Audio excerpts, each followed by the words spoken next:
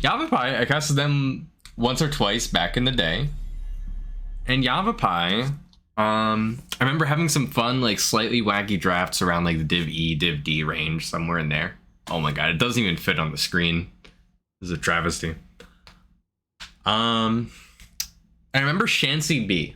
Shancy B is absolutely a long-time Yavapier alongside Andrade, and I'm not sure about the other names. The other names don't seem so familiar, so maybe it's some roster changes, some shakeups over the years have transformed Yavapai into something entirely new and unpredictable. But if we could get an Alexstrasza Shancy B game for old time's sake, I would be over the moon. They play like they play E-build Alex like it's a DPS, and it is oh so wonderful. We've got a Junkrat ban here on Towers of Doom for game number 1. I'm not super familiar with what these teams' strongest picks are, other than obviously the Alexstrasza I just mentioned. I know Yavapai has been running like a lot of triple ranged, which I guess is not that crazy for Divi, but pretty crazy anywhere else. And I think Dragon Gall Z's comps, when I looked over them, were like incredibly normal and straightforward for Divi, like uncomfortably like by the book, just picking like reasonable heroes, or at least like a reasonable distribution of like not 4 ranged assassins, you know what I'm saying? Like every game was like a tank, a bruiser, 2 ranged, a healer. Just very straightforward hots. I think could be an asset.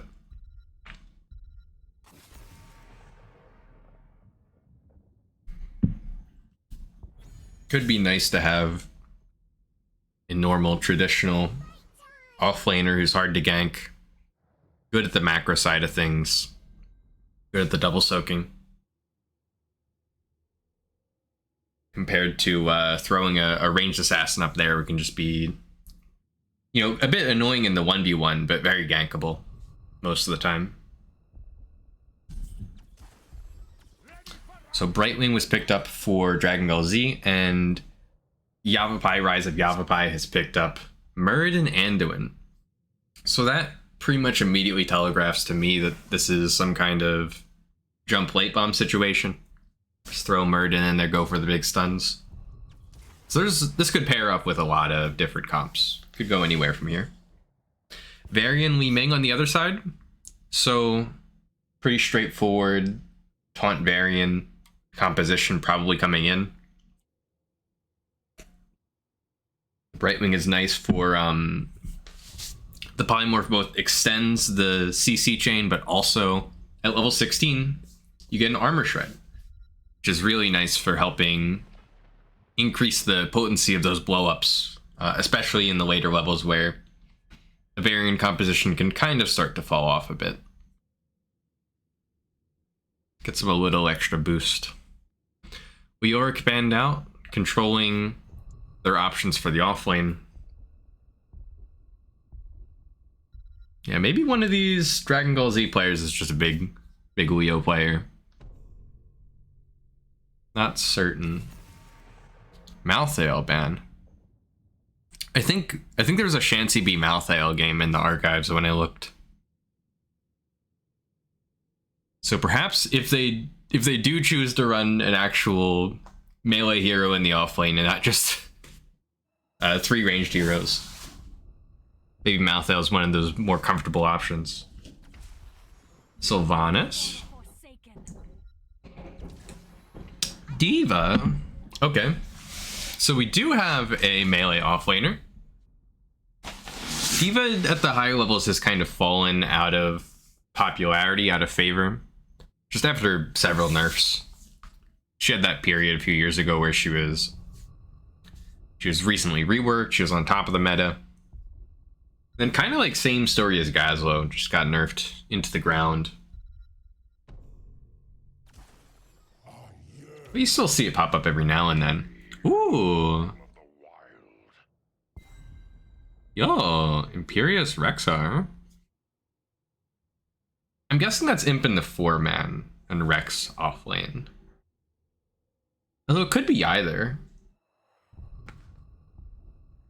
Wonder which of those pairs up better 1v1 into D.Va. I would imagine Rexar has an easier time keeping up, especially pre-7.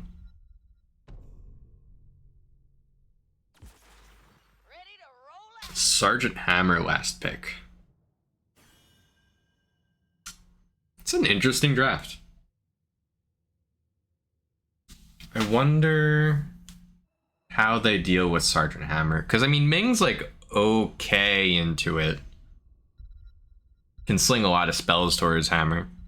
But if the front line's playing well and Murden's just looking to block those orbs and magic missiles, you know, it's not going to be so much threat incoming from Ming. And if that happens, I think it's really hard for Sergeant Hammer to die this game. So I think I really like the last pickup, Sergeant Hammer. But they're going to have to play it well. They're going to have to show some good mechanics, some good understanding on tank to get away with this. Oh, let me upgrade the... There we go. Here for game number 1 of our series, we've got Shancy B playing the Sergeant Hammer Camel. It's on Sylvanas. Galactos is playing Anduin. Android's on Murden. And Sarah is playing the D.Va. It's Yavapai.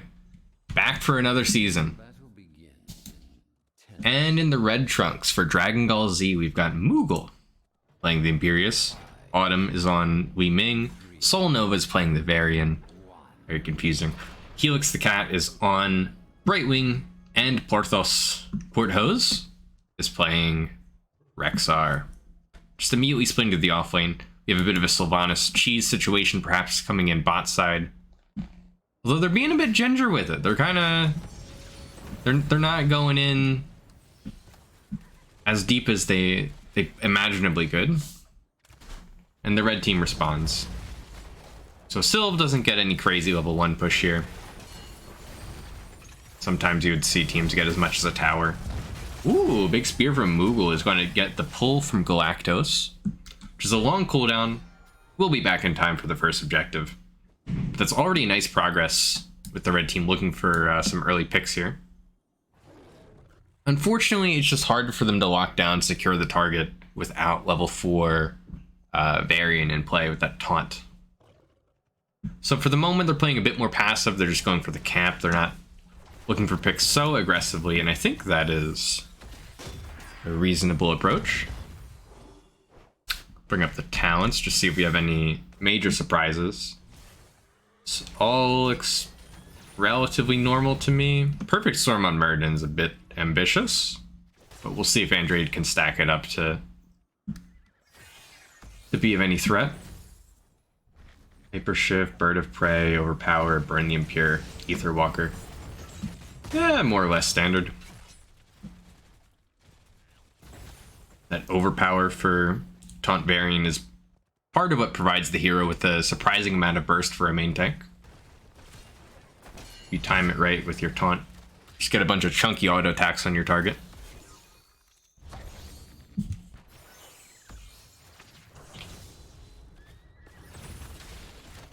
So both sides get a Sapper camp out. It's actually Sergeant Hammer splitting topside for now. Shancy B looking for some obnoxious push topside. Meanwhile, the red team is going to probably... Ooh, Helix the Cat getting low. Counter engage onto Galactos. Both the healers taking some serious heat here. Galactos took a very interesting route there to try to dodge the Moogle Spear. And it worked out. Oh, Moogle! Moogle went in so deep and is going to get away with it. Very scary moment here. And the blue team actually miraculously preserves 2 of their sappers throughout this whole thing. And look at that, it's a mercenary queen. If Sylvanas stays nearby, which Camel's not able to, they do end up clearing the sappers before anything catastrophic happens to their wall. But if Sylvanas is let alone near a wall with a camp, that's some big time damage. The mercenary queen. Porthos getting interrupted on the channel as Camel looks for it. Oh, he missed the bird! Porthos! Porthos missed the bird. The channel does not go through for the blue team, however, so we have a fight on our hands. First two also traded 1-for-1, and it's a favorable position for the red team, so if Dragon Gall Z can just maintain the defense, look for a variant taunt, perhaps onto Diva here in the front. Let's see what they go for. Solnova actually taking some decent poke as Android's going in with the Stormbolt, but Rexar counter-engaging on Chansey B in the backline, leads into a nice spear from Moogle. Great CC chain from Porthos, and Moogle here to get first blood of the game onto that Chansey B. Sergeant Hammer positioned just up a little bit too far. Ooh, Camel didn't take the teleport out. Camel didn't take the teleport out. And Yavapai loses 2 altars and 2 heroes during the first objective phase of the game. I wonder what happened with the Sylve there. Maybe just a momentary brain fart. The pull came in. It was too late to save him. Pretty solid start to the game for Dragon Gall Z. Sergeant Hammer with the regenerative biosteel, just allowing her to be this obnoxious side lane pusher, continuing to cause Rexar problems, although not a lot of progress to really speak for yet on top wall. Ooh, an invade. Oh, not an invade, just a kill attempt onto Ando and successful bot side. It's a bit too focused on the hammer. Sarah taking some damage, but manages to escape on the Diva. Perhaps now the camp invade will come through, as Autumn is beginning to pile on the spell damage here. I don't know why the front line is just... I mean, one of them should be in this bush for sure, probably Varian, but I think Imp should be helping out on this. Maybe even Varian over here. Yeah, maybe not as efficient as they could have done it, but they still get the camp. Continuing to put on the pressure in bottom lane, which is strategically super important to controlling Towers of Doom, being able to just have a grip on this bottom lane. But the sappers are cleared up by Yavapai. XP still relatively even. Crossman Pat says, yeah, Sergeant Hammer, but I'm rooting for Galzi.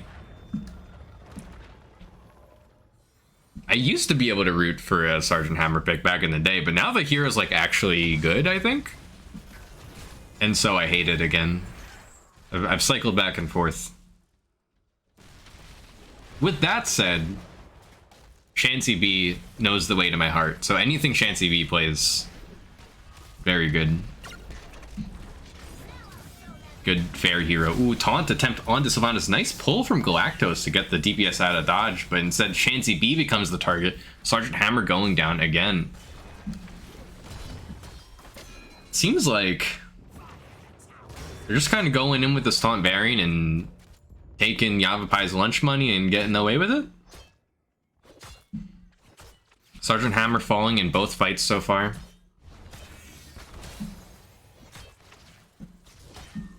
It seems like these bruisers, Imperius and Rexar, can kind of just run at Hammer with impunity. Ooh, Sylvanas goes down again. Every time I look away, someone's dying bot lane. So I guess I'll just have to keep the camera here for the rest of the game. See, Dishonor worst. I cheer for them too. I'm definitely... Look, I'm not cheering for either side, but I feel bad for Dragon Gall Z after casting them a few weeks ago and seeing them struggle so far. Ooh, another taunt attempt on the Galactos. Not quite in range for the orb. So Anduin will be escaping pretty easily.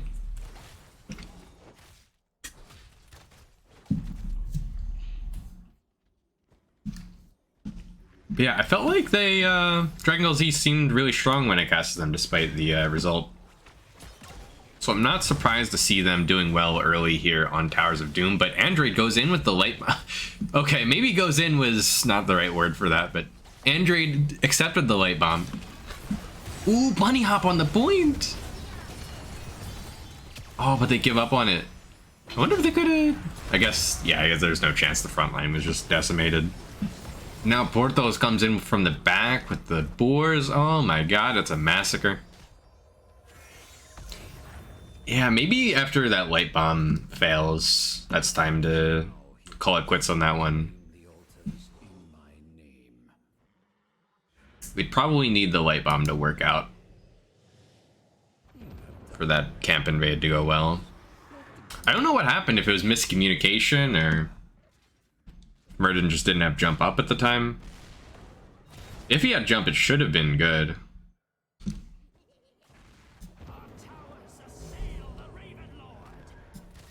But they're not doing themselves any favors dropping that fight. The situation on core HP is not terrible. It's not insurmountable, 32 to 24. But the bottom lane is slowly shifting out of their control. The XP is an uphill battle at the moment. And the Sergeant Hammer split push has gotten some value, but not nearly enough to offset all the other advantages that Dragon Gall Z has accumulated over the first 9 minutes of the game. With 13 advantage, if they can find a fight, a pick attempt, something, now would be a nice time to go for even more, I think. While they still got the talent advantage, just the X factor of having an early game Tonbarian comp. But they're kind of just passively letting their opponents get level 13, so that could give Yavapai a window of opportunity to get their way back into this game. Okay, Solnova sees the opportunity, goes for the Anduin. Anduin self-cast Light Bomb, but it's not going to work out. But at least they seem to have escaped for now. Moogle misses the spear. And for all of the goofs and gaps there, I think they're lucky to escape with their lives. Very close attempt on the Anduin. And Light Bomb down for 40 seconds is a bit of a bummer, as that would have been a huge asset for them in the upcoming team fight. But now it's some Dragon Gall Z with the ultimate advantage here. 4 to 1 or something. Sergeant Hammer has a short cooldown ultimate, so it doesn't really count. With Solnova going in for Android, they pop the Avatar, jump comes out. Now Sarah Lynn might become the target. Instead, a lot of return fire onto Moogle, but so much healing coming through for Imperius and the Brightwing Z now. Both Diva and Murden dropping on the other side. And this Taunt Varian comp is just kind of rolling over everything in its path. 9 kills to 1. Not sure how Yavapai dig themselves out of this hole, but it's looking unlikely that they'll be able to hold on to bottom side bell tower for any significant length of time at this point.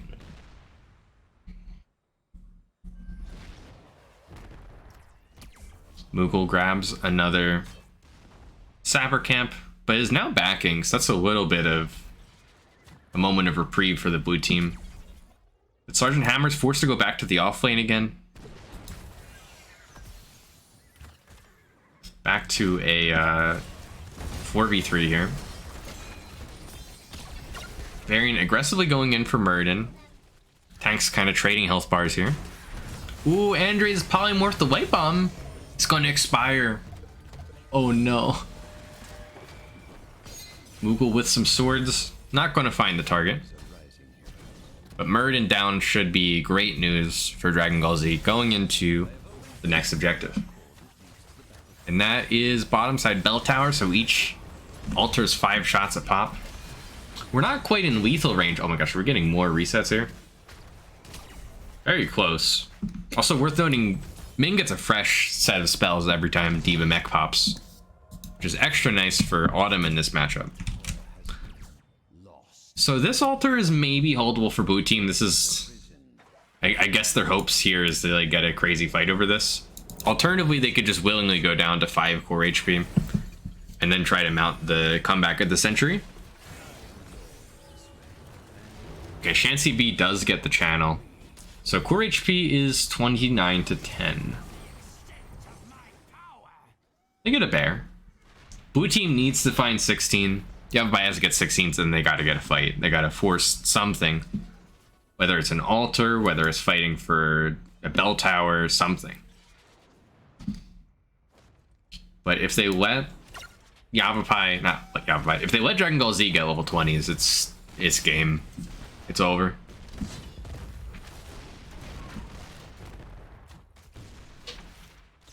Noel coming back against like Rexar Boars Varian with the big time healing talent.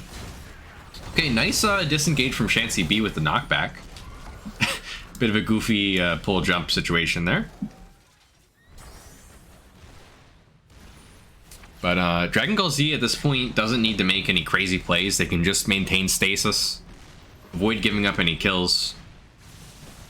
Just provide some passive defense to this bell tower here. And they should be in business. Ooh, taunt comes out on the Murden. Android actually lives this time. Gets the armor, gets the shield. Oh my god, Murden is just barely surviving here. But now has to back up, get that trait healing in time for the objective. As this one is for sure lethal if they give up both altars. Oh, Baron getting very low. Some big damage coming in from Hammer here. But positionally, how do they get in on both these altars? I think blue team's gonna have to fight for mid altar and then just give up bot at this rate because they're too slow to get here. Right wing just gets the channel and then Z's to the fight. And do they even interrupt Imperius? They do. Shancy B gets in there, but Shancy B takes the taunt, and Sergeant Hammer almost goes down as the fight begins. A disastrous start here for Yavapai. And this is looking to be an incredibly clean game number one from the red team as Murden falls after Hammer. What can you even say about a game like this? There's nothing to cast. This is just clean 15 minutes. Towers of Doom shutdown. It wasn't 40-0. It might as well have been. Something was not clicking for Yavapai. So hopefully they can make either the draft adjustments or that, whatever they got to do, leading into game number 2.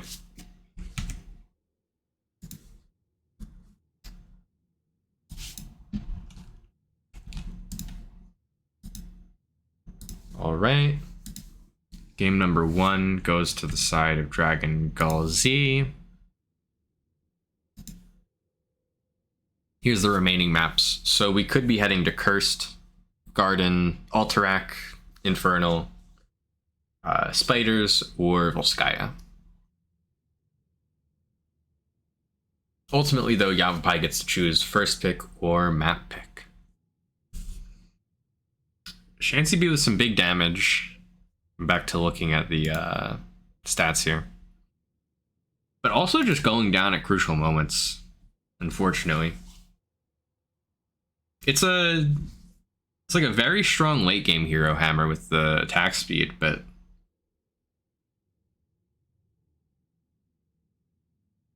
probably requires, you know, more coordination than you're realistically going to get at a Divi level to keep that Hammer alive against a coordinated pick comp like what we saw out of Dragon Gall Z.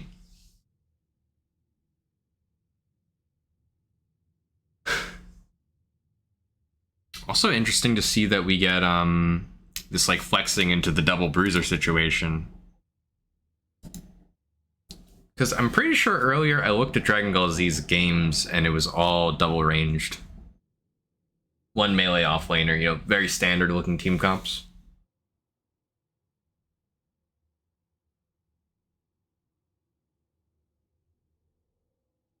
But yeah, this double bruiser play can be very effective if you got the hero pool to make it work. And it seemed like blue team was just struggling to even find targets in the first place, let alone start like really burning down Imperius or Rexar's health bars in the fights. Just to bring us back to the map screen. I think last night I was watching some caster like talk about how Infernal is the most boring overplayed map in the game. And I was like, I don't want to call anybody out, but I was losing my mind. So I was like, everyone plays Infernal Shrines for a reason. It's just a good map. I don't know what to say. My opinions on all the maps in this game have shifted over the years for sure. And I think I'm at the point where Personally, I kind of like the Diablo maps and like maybe nothing else. I like BOE and Infernal. I feel like they lead to the most interesting games. Although I also have a soft spot for Towers and Tomb. I think they're good as well.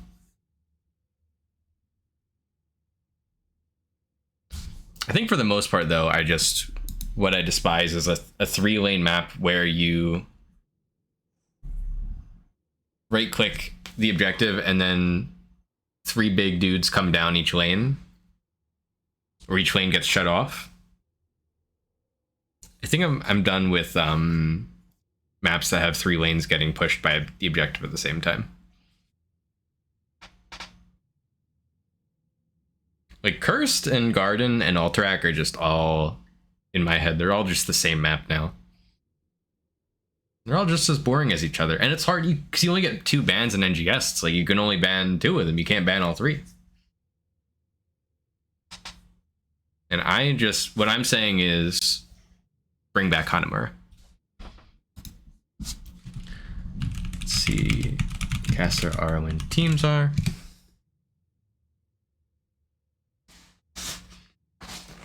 I'll bring back don't bring back Hanamura like the real Hanamura. Bring back the old Hanamura where you could put where the core was like a Towers of Doom core and only had 7 HP.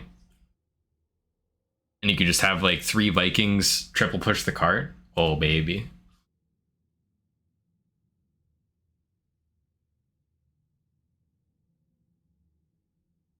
I was the master of quick match solo queue Lost Vikings toxicity in 2017. When I tell you I was pushing carts out there, My God, you wouldn't believe it.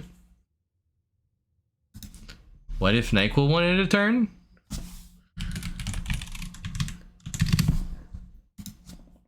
Sorry, I'm reading the in-game lobby chat. Getting distracted.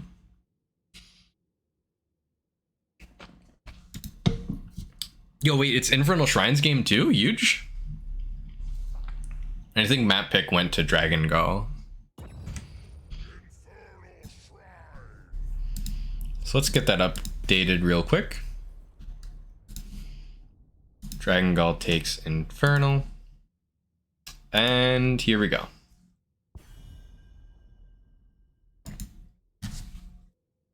So for what it's worth, at the end of that insane rant about maps, because someone on the internet said something I disagreed with, we're getting Infernal Shrines, which is one of my favorites. Not going to complain.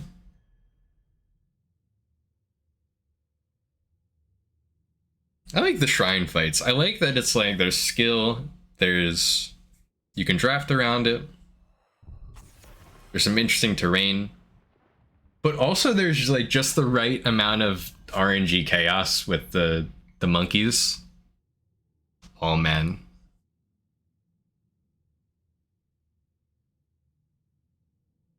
Love me a shrine monkey contest. All right, Varian ban. Pretty understandable how we got here.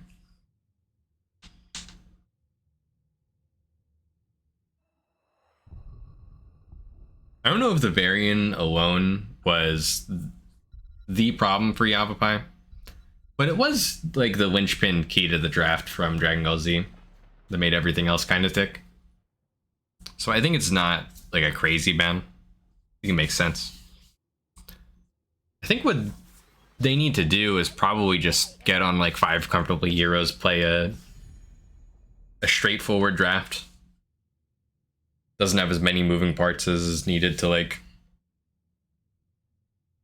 do a big white bomb combo and also keep the Sergeant Hammer protected, because it seems like they were just getting overwhelmed trying to do all these things at once.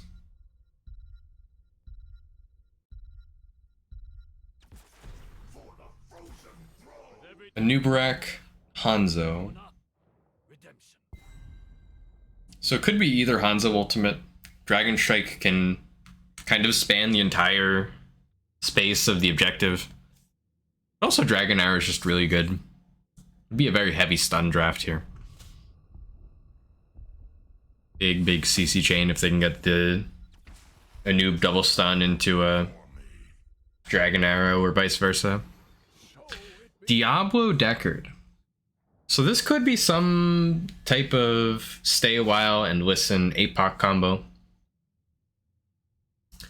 There's also some like really funny, like dirty stay a while spots on this map where you can press stay a while from the bush and just kind of stealthily wombo combo the whole enemy team.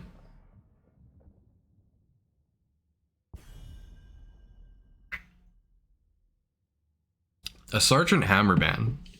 I guess they were annoyed by it. But obviously did not have too much trouble dismantling it in the team fight.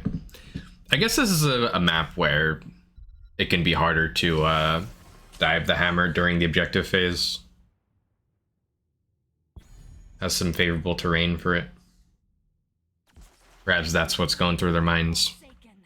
Sylvanas, rounding out the DPS here for Dragon Gall.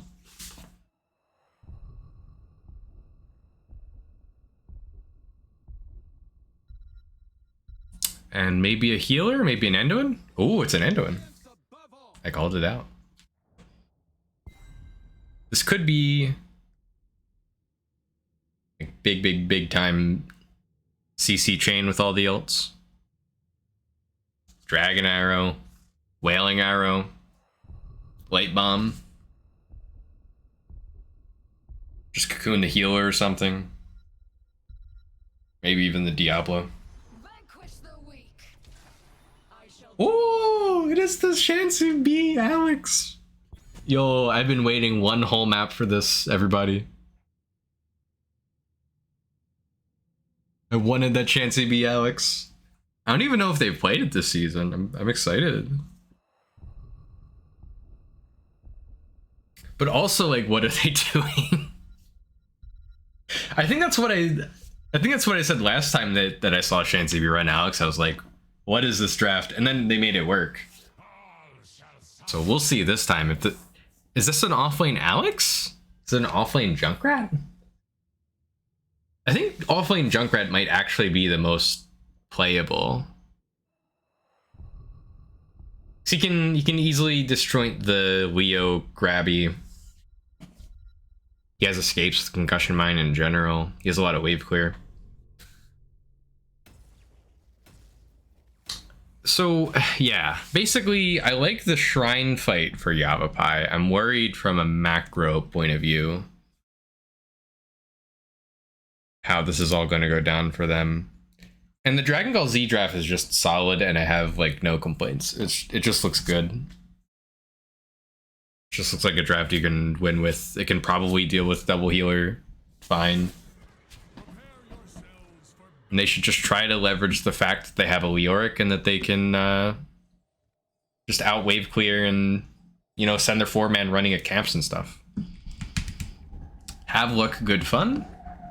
All right, we got Sarah Lynn on that Junkrat doing a little dance. We got Shansi B on the Alex Straza. You'll love to see it. Camel is playing Jaina there. Andrade is on the Diablo, and Galactos is playing the Deckard Cain. It's Yavapai looking to claw their way back into the series, down 0-1 in the best of 3. For the red team, we've got Bortos playing the Leoric. Anubrak is played by Solnova. Helix the Cat is Helix the Anduin. Calm is playing the Sylvanas, and No More Heroes. Were they in last game? Did they do some swappies? No More Heroes is playing the Hanzo. No more Hanzos. Pretty sure Solnova was our Varian last time. No change up there. Had a bit of an attempt onto the wall to get about half of a turret before having to back off. And they're not punished too hard for this little push here. And Alex is already making that big time rotation up to the top side of the map, looking to counter the Leo in the 1v1. And I'm scared for Shancy B in terms of, I mean, just look how fast this clear is. So Leoric. This is a real offlaner. Alex is like still stuck here, still pressing E on the wave over and over. I'm down for the Shancy B in the team fight, but I think this is going to be a serious struggle from a macro point of view. And probably also going to be difficult for Alex to win the 1v1 before level 7. Even after 7, Leo can escape at any time that they want, so it's not like there's really kill pressure. Just that Shancy will have the self-sustain to live forever at some point. I guess the good news for Alex is stacks. Flames of Fury. One of the whole reasons you take Alex on this map is for that Dragon Queen potential on the objective with the trait. And you can just be dominant to just pop it and win your Shrine Monkeys. Ooh, Bartos coming down for a little bit of action in the 5v4 here. Android getting collapsed on by a Nubrak. Damage coming in from Calm with that Light of the Banshee Queen level 1, not the percent damage. And Android is barely gonna make the escape happen. So still no kills. Still Shancy B having to play double So Galextraza top mid. And if we look at the XP tab, is about 1000 XP behind Leo, and that is the whole problem with this draft, why it shouldn't really work in theory. But any kind of magic can happen when you got a Shancy B Dragon Queen on that objective. Speaking of objectives, Mortar Shrine, 15 seconds top side of the map, where both sides have their taps and their walls. Half a level lead for the members of the red team. So Dragon Gall Z might have the opportunity to pick up level 7s in the middle of the shrine, if they can stall it out for long enough. Blue team actually stuck on their bruiser camps. They're not going to get priority on the shrine. A little bit concerning. In a perfect world, Yavapai is like getting here early, getting an advantage, and then they're up like, let's say 25 to 20 on the shrine, then they pop dragon and it's theirs. But Diablo instead is just going to be popping the moment they walk in on this, falling to that big time percent damage from Leoric, and dealing the final blow. Ooh, nice attempt there from Junkrat. Looking for a little cheeky concussion mine kill. Does not quite find the target. Shancy B keeping everyone up with the green circle, but the subjective attempt just died before it even got started. Like, they're right to do the bruiser camp, but if they were going to do it, they probably needed to get it done earlier so they could show up to shrine on time, have proper positioning in place, not just have to like send Diablo forward into certain doom. Oh, is this going to be Android going down to a Punisher jump? It's close. Yeah, it's not even close. Diablo's just going down. Shancy B still matching Leo. Now with the sustain level 7, this Punisher is getting some big time damage on the fort, eventually taking out the entire structure. And this is good. Good comp for winning shrine, for controlling shrine, for clearing monkeys, for clearing waves, I guess, in the 4-man. It's not good at actually... Ooh, Shancy B. Shancy B goes down. It's not good at killing the Punisher once the enemy team takes it. So their whole draft is kind of about winning the shrine, winning the team fight, getting the objective. So if they're not able to do that, they're just going to get completely outclassed and completely slammed by the Punisher. So I'm hoping... but even... I think red team's just going to get a level 10 advantage in time for the shrine fight. The hope for Yavapai is they get level 10s and they take a good fight over mid shrine. But right now, from a macro point of view, they're just suffering. Alexstrasza going down was also not doing them any favors there, losing their big XP contributor. Yavapai does pick up a camp. Does send Chansey B up to the top lane to continue clearing as much as possible.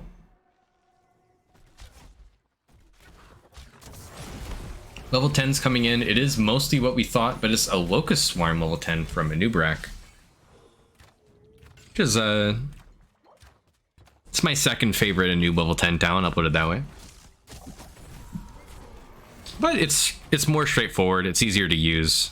Adds a little bit of damage when you're going for kills.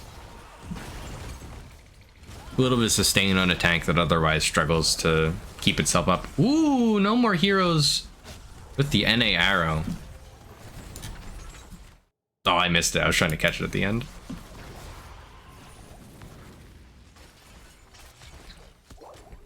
The good news for Yavapai is Dragon Arrow and Locust Swarm just got used and they didn't have any deaths. We're about to have level 10 in time for the Shrine. So despite a fort down, despite the XP disparity, this is a big chance. This is a big opportunity. They need to get like set up on the Shrine. They need Junkrat traps already in the bush. They want to be controlling it ahead of time. That seems to be their focus, their priority this time around.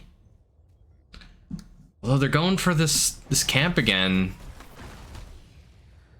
but waiting until it's too late. And I think again we're just going to see the red team do it faster. Maybe they're completing at the same time.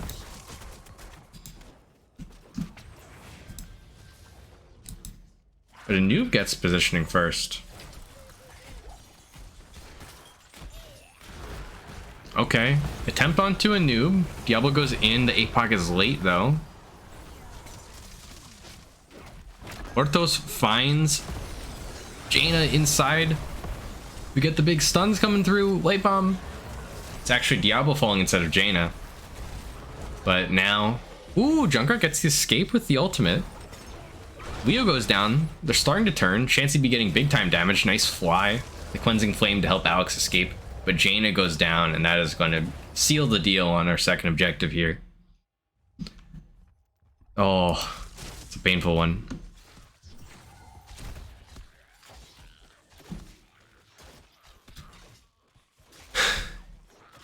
Yeah, I think they really want to be set up on the Shrine first. And they need to like fight for that more than they need to get a camp out that quickly. Ooh, and Deckard maybe has stepped up too far this time as well. Oh, and Tomb will seal the deal. Galactos going down, 6 kills to 1. As Dragon Gall Z just looks like the better team today. Android trying to make something happen, but perhaps going to be falling as well. Diablo gets out. Oh, but they're just going for it anyway, and they're not able to make it happen. In pure desperation mode, unable to make it happen. But I understand why they went for it. Like, this Punisher is almost like position day to keep like this. That's probably a bit too optimistic, but this is not going to be any easier of a defense than the first one. Not at all. I think they could have played more aggressive with like Sylvanas walking up if they wanted to. Oh, and Diablo finds a nice little kill onto a noob there though. Andrade trapped inside the Entomb. Might be falling to Leo here. Diablo does go down. Did not have the souls. At 99 out of 100 souls. Deckard goes down as well. So ultimately a 2-for-1 in favor of Dragon Gall. Yavapai on the struggle bus today. This is I mean, I've seen them lose games before, but this is, it's rough to see them like not really in these games. How did they get back into this? Well, 12 to 15. I mean, 13 on 15. This is probably as good of a fight as they're ever going to get if they can force something right now. Diablo at full souls. So they have a small window of opportunity before their opponents get 16. If they just all rotate bot right now, maybe they find something, but they're just too slow on the trigger if that's their plan at all. The This 5v3 push. Jane is just going down now.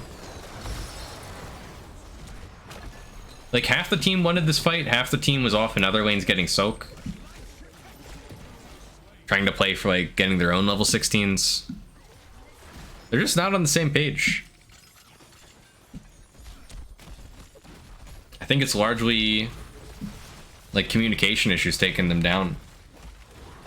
Between seeing how the light bomb engages weren't working game 1, this kind of mishap game number 2. It could also just be tilt at this point as well.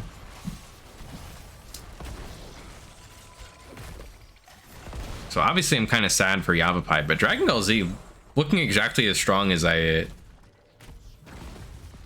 thought and knew they were looking at them a few weeks ago. So it makes perfect sense to me that they're having a great series here. Just not really dropping the ball in any respects. Even kind of changing up their typical team comp with game number 1, going for the double bruiser. Showing they're a bit more versatile.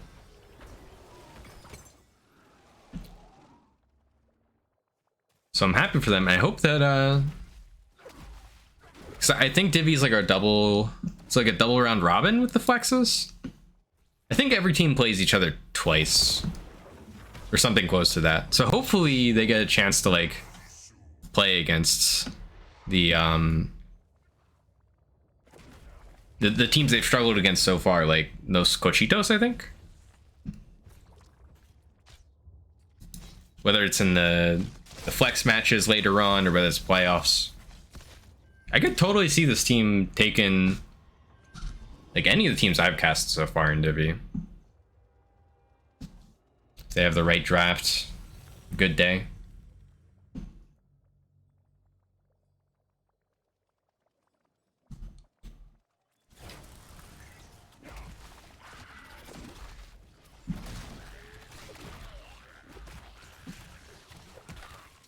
Like, not all the mechanics are there, and that's like true of every Divi team, but they play together.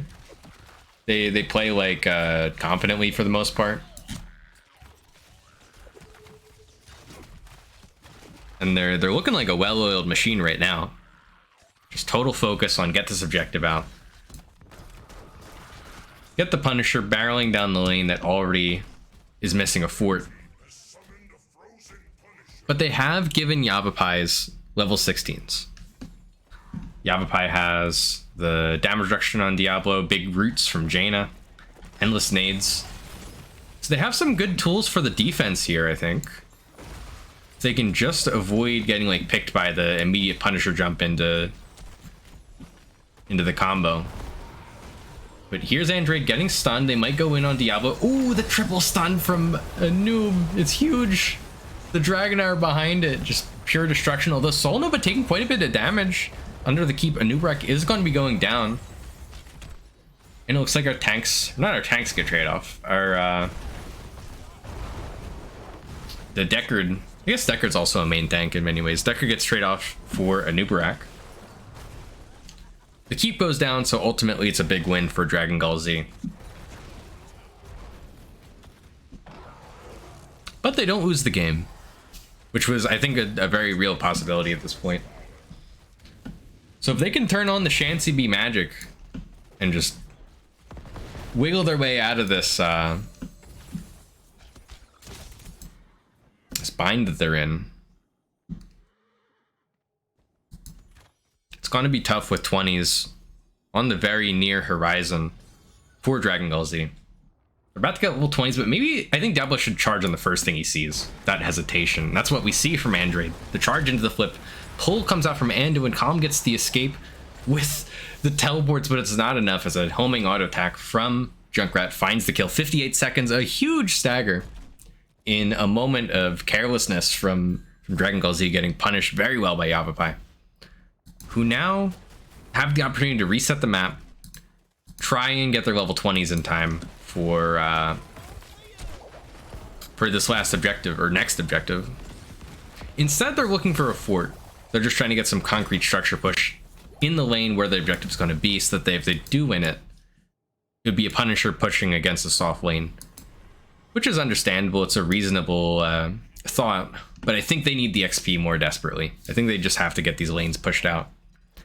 Additionally, if there's a long drawn out shrine fight and then top lane keeps pushing with all of these catapults, it could start to be minions on the core. So they need top pushed out more than it is currently before they can make a confident push for our arcane shrine in the bot side. But level 18.5, it's sketchy at best as to whether they're going to get 20s in time for the objective. Ooh, Andrade's caught in the bush by Leo. Diablo goes down, reses with 25 souls, but this buried alive onto Hanzo. Or no, sorry, onto Jaina. Oh, the combo! The stay a while into Junkrat ult does not quite 100 to 0 them, but it did look cool. Jaina will eventually fall. There's a very nice stay a while and listen from Galactos in there, just not quite enough. And I think that's going to finally be game, as Deckard should be falling here. The CC combo comes through, nice chastise censure from Anduin. Shancy B looking for a miracle here. Has the Alexstrasza. Gets the cleansing flame, but cannot keep Diablo alive. And that should be the series. 49% and falling. It's going to be a 2-0 for Dragon Gall Z.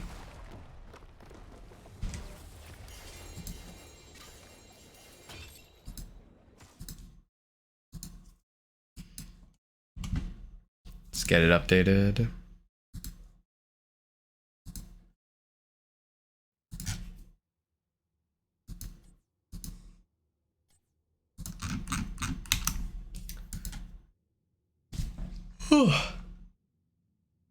Relatively quick series. I suppose I could probably get an interview going.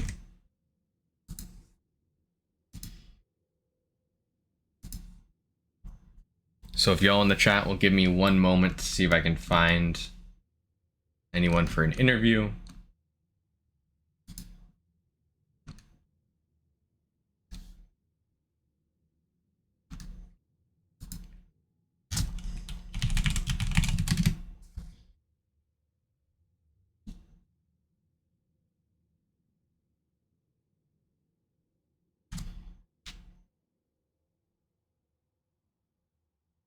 But well played from Dragon Gall Z.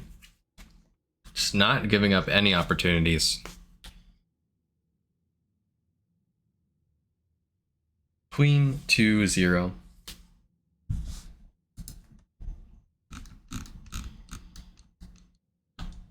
All right, looks like we're getting an interview.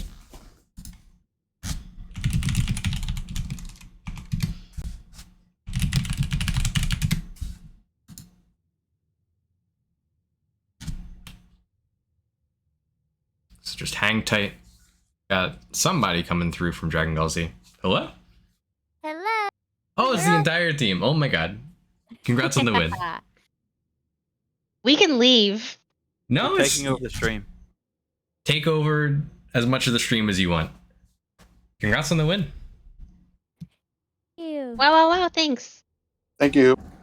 A lot of fun. Tell me what the team history is for Dragon Gall Z, because I don't remember seeing y'all's name around before. Is this new this season? We played during the Combine. We decided we liked each other. We made a team.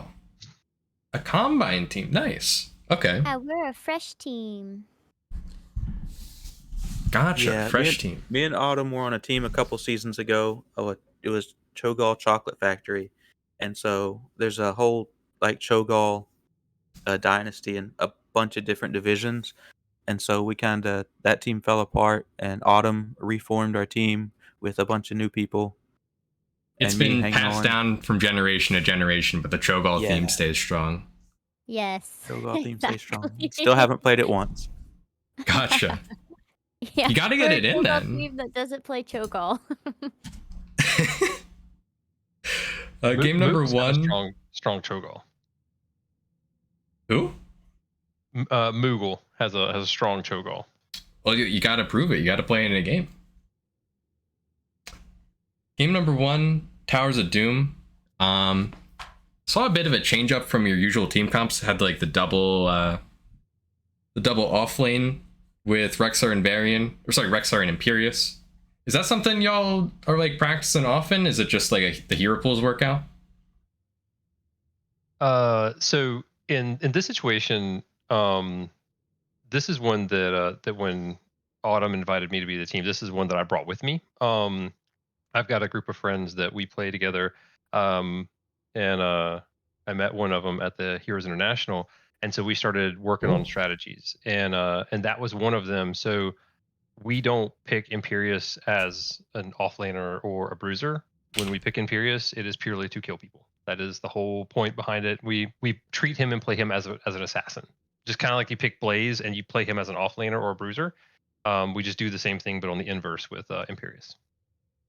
Okay, so it's not even like a thought of like we're going double bruiser. It's just Imp gets the damage and the CC we want for this comp. So without giving too much away of how to bake the bread, Imperius is level 1. Can do, it has % damage out the rip. Yeah. And so it doesn't, like, at that point, Imperius is using a stab, which is on a pretty short cooldown. Varian's charge on a very short cooldown. Taunt, I think, is the thing we have to wait for the most. And so you can just immediately grab whoever thick boy is in front of you, tank whoever, and just play front to back and just kill them. And then if you can do that, then we're just forcing 4v5s, and then after that we can just keep going. There's definitely ways to beat it. I mean, we've gotten our tail whipped before with it, but more often than not, if you're a sneaky take and stand in the bushes, then you can get the drop on folks and blow them up before they know what's going on. Sure. And was there any like adjustment in how y'all planned to approach the game once you saw that hammerlock in towards the end of the draft? Nope. Just keep on trucking along. Proceed with caution. Yeah, I was the most scared of the hammer. Because like a lot of times whenever we go in with that particular comp, instead of taking, I usually would take the full immunity with Varian, just to give me a little bit more time to stay in there and kind of shrug off spell damage and everything else like that. Right. But with the hammer, I didn't feel comfortable doing that because I wanted to have 2 parries so that I could shrug off her hits for a little bit longer. But she does make it so hard because, man, it feels like so far to run when the hammer's just banging on your head. And you're like, oh, this hurts. But Moogle, to his credit, he got some stabs in there where I was able to follow up. His spear got him on the very tippy tip. Yeah, that is one of the nice things about running the Varian Imp duo. Can go in either order. Mm-hmm. All roads lead to Rome. Game number 2, Infernal Shrines. Back to a more traditional team comp. Again, we had a bit of a goofier comp from the other side with this this double healer thing they like to run from time to time. The Alex and the offlane. Is that something that y'all see that and you do a big adjustment in either the draft or the game, or is it not too much of a thought process there? I got an answer to that one. We didn't adjust too much. Like, we'd watched a few games and they ran a lot of Raynor in the off lane. Mm-hmm. And so Raynor, and then when they played on Shrines last week, their Raynor just kind of beat up on the Leo because Leo can't get to him. And so I wasn't even thinking of playing Leo at all because I was like, just going to get beat up by Raynor. Then went double healer, and it set us up where whoever they stuck in the off lane, Leoric was just going to be able to out soak like crazy. And so our 4-man in the bot lane could just stay there and stay bot lane the entire time, fight over that camp, do whatever they wanted. And then the double soak Leo would either slowly inch our experience over theirs and just have us level advantages, or they'd have to send somebody mid lane from their bot lane and we'd just be able to run over them down there. So we switched from like a more tanky, more team fighty offlaner to Leo and just said we get ahead this way. Yeah, it was definitely a uphill macro battle for them from start to finish against the Leo. Do y'all have a pick for MVP of the series? I want to know what your pick for What's- MVP of the What's series my is. pick? No one's ever asked me what I thought before. I just asked you. You did. That's a good question. Let me stare in silence for 10 seconds. Just let it be awkward. So Shancy V is always MVP in my heart, but for this series, I would give it to Portos or Porthos. I keep saying your name wrong, but I think just call him Porthos is Porthos. funnier. Porthos. I think it is funnier. We're going with Porthos because I like the Imp, I like the Rexar, I like the I think there's like a good late game Boars towards the end of Towers. Kind of helped seal the deal. I thought it was a good offlane play. I appreciate He's a wonderful offlane. Always good offlane from Porthos. Porthos. I'll figure out how to pronounce it next time. Or One not. day. How are we feeling about aliens? Are they real? Fake? Oh man, statistics. They got to be real. They may not be hanging around here, but they're real. Statistics, they gotta be real. QED, end of argument. Nothing else to be said. That's it. Thank I'll you, I second appreciate that. one. We love the stats here, so we're about that. We're all about the stats. Aliens are real. I've been getting a lot of yeses on aliens. I've been asking this every interview, every cast. Everyone's just took it in stride and been like, yep, they're real. I'm like, I mean, anyone who says no, that's a red flag. I guess so. 100%. It's a red flag. I'm gonna have to think about that one. I think I'm officially out of What questions. kind of person would say no, aliens are not real? What does that say Okay. about them as a person? Okay, I have no opinions on anything. If I was the devil's advocate here, why haven't we seen them aliens yet? Oh, he's Maybe talking they're about, shy. Where are he's they? talking about the Fermi. He's talking about the Fermi paradox. I am talking about the Fermi paradox. This guy knows what's up. I'm here. I'm with you, baby. Oh my God. We're gonna figure out if climate change is our first one of our great filters. The he knows the words. He knows great filter. Oh my God. I didn't know I was talking to the experts here. What's going on? This isn't about HOTS anymore. We're talking aliens. Tell your We're friends. taking over the stream. Tell your friends.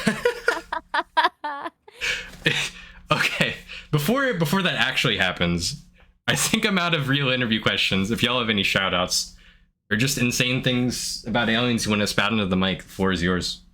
Shout out to Shane and Trevor. Oh, go ahead, Autumn. I'm sorry.